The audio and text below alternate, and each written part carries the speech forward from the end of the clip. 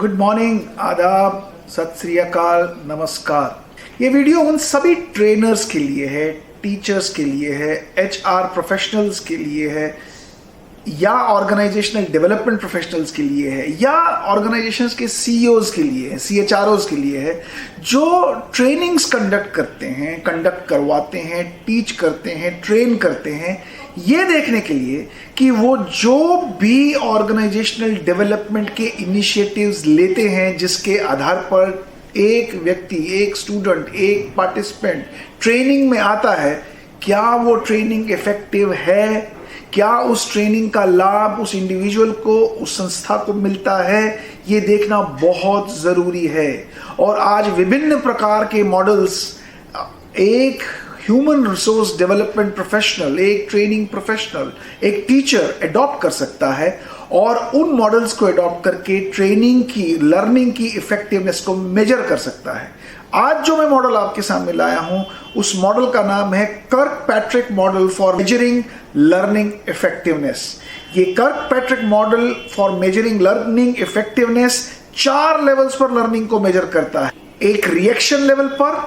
एक learning level पर, एक बिहेवियर लेवल पर और एक रिजल्ट लेवल पर। इन चारों लेवल्स को मैं आपके सामने रखने वाला हूं। पहला लेवल रिएक्शन लेवल है, यानी यहां पे जो पार्टिसिपेंट्स ट्रेनिंग में आते हैं, उन पार्टिसिपेंट्स की रिएक्शन को मेजर किया जाता है कि before attending the class, before starting the class and after finishing the class, उनकी असेसमेंट क्या थी उस लर्निंग के प्रति जो उन्होंने उस क्लास में गेन की है। क्या उन्होंने गेन लर्निंग की है कि नहीं की है, उन्हें ओवरऑल लर्निंग के कंडीशंस कैसे लगे, लर्निंग का कंटेंट कैसा लगा, टीचर के पढ़ाने का तरीका कैसा लगा, एनवायरनमेंट कैसा था, इंफ्रास्ट्रक्चर कैसा था, सारी चीज़ों के प्रति उनकी रिएक्शन को मेजर किया जाता है और वो लर्निंग इफेक्टिवनेस का पहला स्टेप है। दूसरा स्टेप है लर्निंग का। इस स्टेप पर यह असेस किया जाता है कि जो भी उन्होंने क्लास में लर्न किया है, उस लर्निंग को पाने के बाद एक पार्टिसिपेंट कितना मोटिवेटेड है और कितना कॉन्फिडेंट है उस लर्निंग को अप्लाई करने के लिए। ये दूसरी रिएक्शन है, ये दूसरा स्टेप है, ये दूसरी लेवल है जहां पे पार्टिसिपेंट की रिएक्शन को मेजर किया जाता है और ये लेवल 2 लर्निंग है। लेवल 3 बिहेवियर चेंज,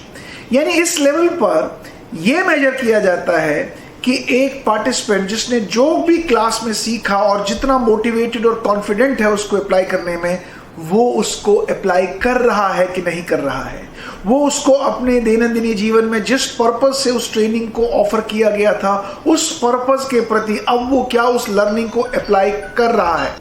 तीसरा जो लेवल है वो मैंने कहा वो बिहेवियर लेवल है, यानी इस लेवल पर एक पार्टिसिपेंट जिसने क्लास में जितनी भी लर्निंग गेन की और जितना मोटिवेटेड है वो उसको कॉन्फिडेंटली अप्लाई करने में, अब इस थर्ड लेवल पर यह मेजर किया जाता है कि वो उस लर्निंग को अप्लाई कैसे कर रहा है, वो उस लर्निंग को अप्लाई कर भी रहा है कि नहीं कर रहा है। और चौथी स्टेज है रिजल्ट्स की स्टेज, जिसमें सबसे इंपॉर्टेंट असेसमेंट ये की जाती है कि क्या पार्टिसिपेंट ने उन लर्निंग्स को इंप्लीमेंट करके कोई ऑर्गेनाइजेशनल गेन, कोई इंस्टीट्यूशनल बेनिफिट, कोई रिटर्न ऑन इन्वेस्टमेंट हासिल की है कि नहीं की है। ये 4 लेवल्स हैं, जिन 4 लेवल्स पर एक लर्निंग की इफेक्टिवनेस को मेजर किया जाता है और अल्टीमेटली ये देखना बहुत ज़रूरी है कि क्या रिटर्न ऑन द इन्वेस्टमेंट्स उस लर्निंग के, उस इंडिविजुअल ने उस लर्निंग के द्वारा इंप्लीमेंटेशन से